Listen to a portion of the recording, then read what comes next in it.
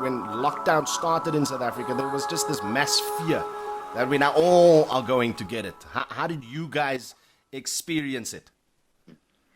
To be honest, it wasn't that hectic. I mean, I'm a hypochondriac, so I was already stressing myself out. And we were staying inside. We were scared of getting it. Plus, I got asthma, so Yeah. it's a bit dangerous if I get it. So just abide to the rules. And I think that's what everyone did, yeah, in Thailand. And Yeah, it was like a ghost town. You didn't see anyone. What is it like now?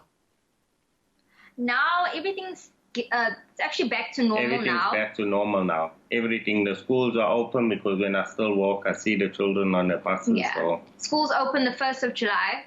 everything. Yeah, everything's like open. The mall, when it was locked down, all the upper levels were completely closed, and then just the lower level where the supermarkets and the banks were open for us. Now everything's open. There's no longer a limit on how many people can go into a shop. Because before they used to limit like how many people go into one shop, but now it's all back to normal. And you have to sign in, or you have to scan your phone. I was Yeah. just on that, because I was reading up that if you go to a restaurant anywhere in Thailand now, in order to track and trace, you take your phone, you walk in, and you do a little QR scan. Talk to us about whether you've experienced that already. Well, I don't have that app, so I don't do that. You just sign our names. Well, Ken signs a fake name. I sign my real name and put just your number down, and then that's it. Just talk to your boyfriend next to you to not be signing aliases, because if anybody tests positive in that place that you've been in, they need to actually find you to say, hey, kid, you might have it. No, but I put my real number, so... You know, you're such a typical South African, you know.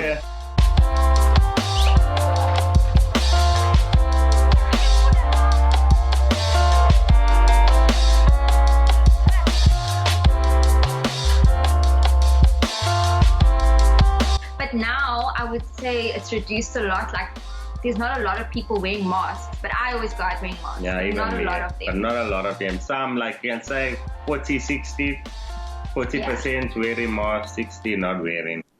Is the Thai government sort of pushing people to be wearing masks now, given that you're seeing fewer people wearing masks? No, but some, like shopping malls, you have to go in with a mask, and some shops, they want you to wear a mask. But that's only some. Normally, you don't have to. Okay. Yeah. Okay. But it's not like government is saying when you go out, wear masks. You're not seeing campaigns and stuff around, eh? Or nothing like that. It's not that strict anymore. But before, even with like the food delivery, the guys are always wearing their masks still to this day.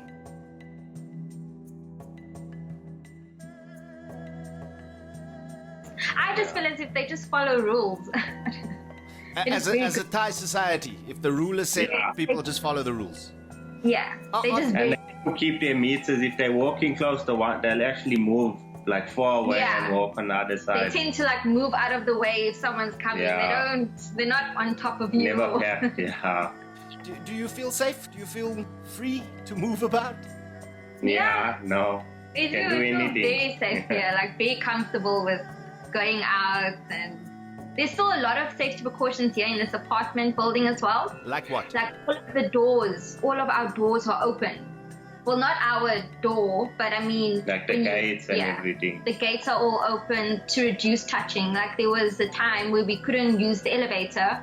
They told us to use the stairs so we don't press or touch anything.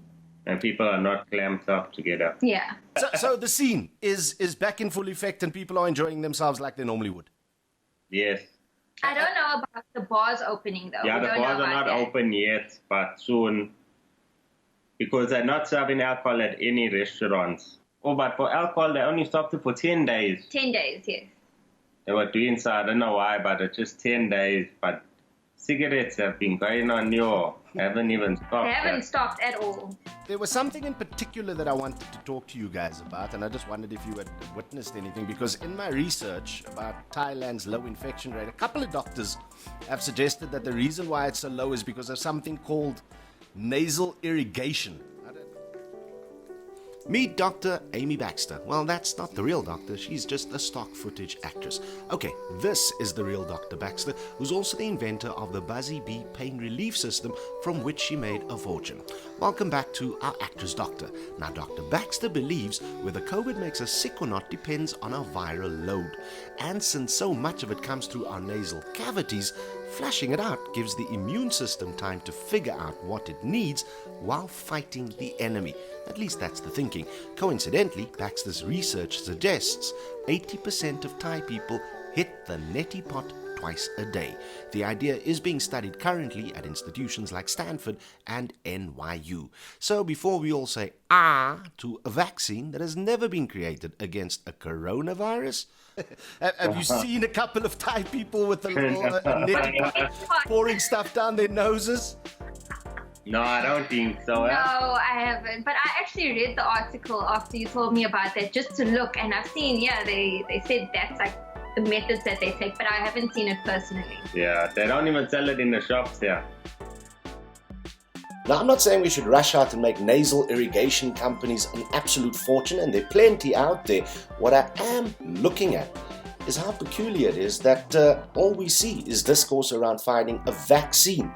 And remember, science is yet to find a vaccine against a coronavirus. So don't take it from me. Do your own research. Speak to your doctor about this thing called nasal irrigation. The Neti Pot originated long ago in India to help with breathing for yoga. Until some guy with allergies thought, hey, I can actually breathe now. Whether you've used a Neti Pot or not, here are 5 things you need to know. Number 1. It's nasal irrigation. Basically, it's a drain cleaner for your sinuses, but don't use a drain cleaner. It's just salt water that runs in one nostril and out the other. This little teapot-looking contraption is a cornerstone of nasal irrigation. Number 2, you're gonna look awkward.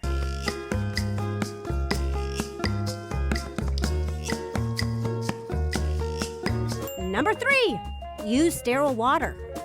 Listen up, this is important. Don't use regular tap water, which contains bacteria that's harmless to swallow but can cause serious infections in your nasal passages. So only use water that's sterile or boiled with the salt solution added. But let the boiling water cool first. Number 4, not all mucus is bad. Some of that green gooky stuff is actually a guard against infections, so don't keep washing it away. When your symptoms get better, pack it up. If you aren't better after 2 or 3 weeks, call your doctor. Number 5, clean your Neti Pot thoroughly.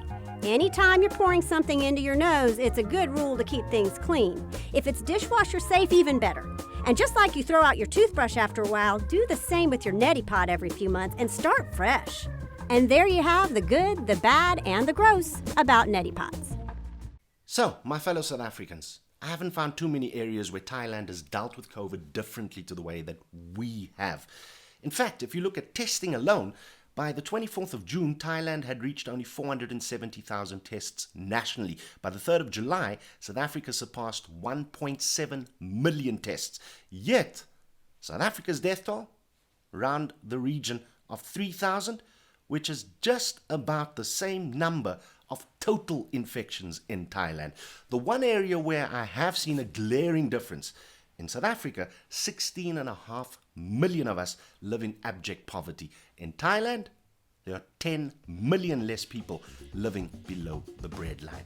But let's not resign ourselves to that, and let's certainly not be this person. Mask meltdown.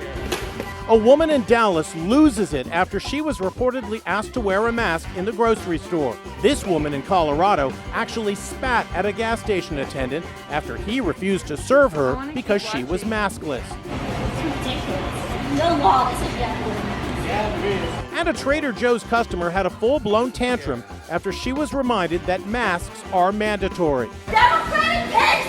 I have a breathing problem! Lord, please forgive Karen, for she knows not what she does. South Africa, I love you. Be safe. Cheers.